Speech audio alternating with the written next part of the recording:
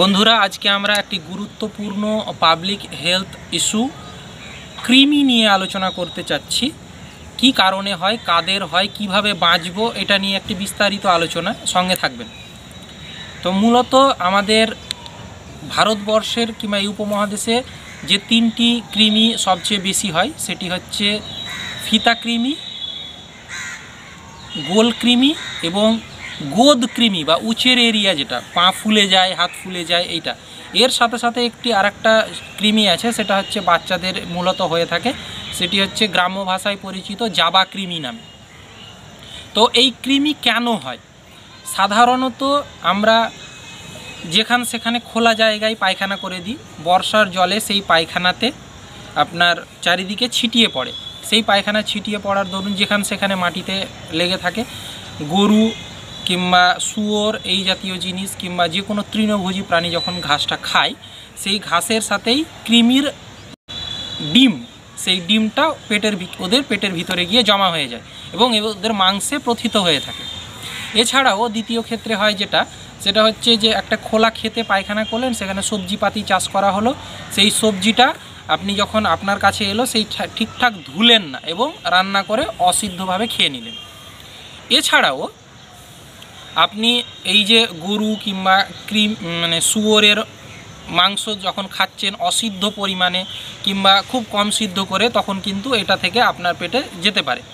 এছাড়াও যেটা সমস্যা হয় সেটা হচ্ছে যে এই সব নোংরা জায়গাতে খোলামেলাভাবে খালি পায়ে হাঁটার দরুন আমাদের এই পায়ের এই দুই আঙুলের মাঝখানের যে জায়গাগুলো কিংবা তলা দিয়ে, চামড়ার তলা দিয়ে রক্তনালীতে পৌঁছায় এবং সেখান থেকে আলটিমেটলি পেটের ভিতরে চলে যায় এবং সেখান থেকে আমাদের কৃমির ডিম থেকে ডিমটা ফুটে কৃমি বেরিয়ে যায় এবং সেটা সময়ের সাথে সাথে বড় হতে থাকে।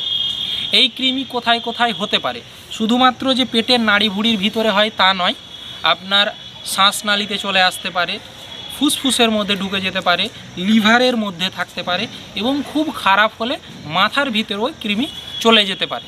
এই বিষয়ে কিন্তু সাবধানতা অবলম্বন করতে হবে। সচরাচর বড় মানুষের তুলনায় বাচ্চাদের ক্ষেত্রে এই কৃমি হওয়ার প্রবণতা অনেক বেশি।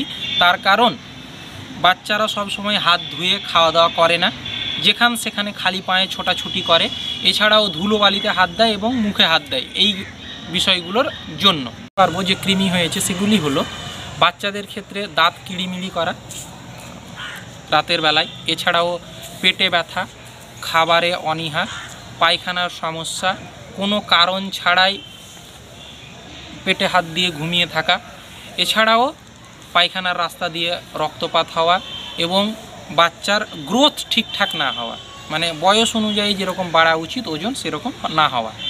এছাড়াও বড় মানুষের ক্ষেত্রেও প্রায় একই রকমের সমস্যা দেখা যায়, তবে সেই ক্ষেত্রে পেটে ব্যথা এবং পায়খানার সমস্যা এবং খাবারে অনীহা হচ্ছে মূল লক্ষণ।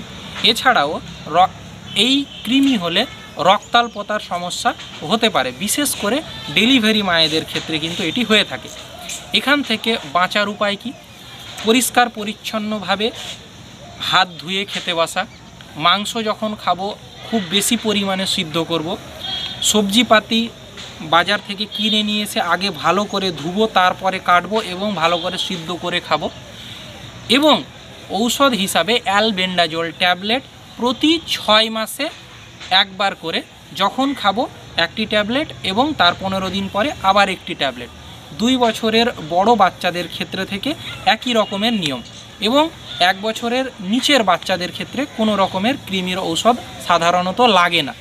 স্বাস্থ্য সম্পর্কিত বিভিন্ন তথ্য পেতে আপনি আমাদের সাথে যুক্ত থাকেন এবং জনসচেতনতা ছড়িয়ে দিতে এই ভিডিও বেশি বেশি পরিমাণে শেয়ার করেন।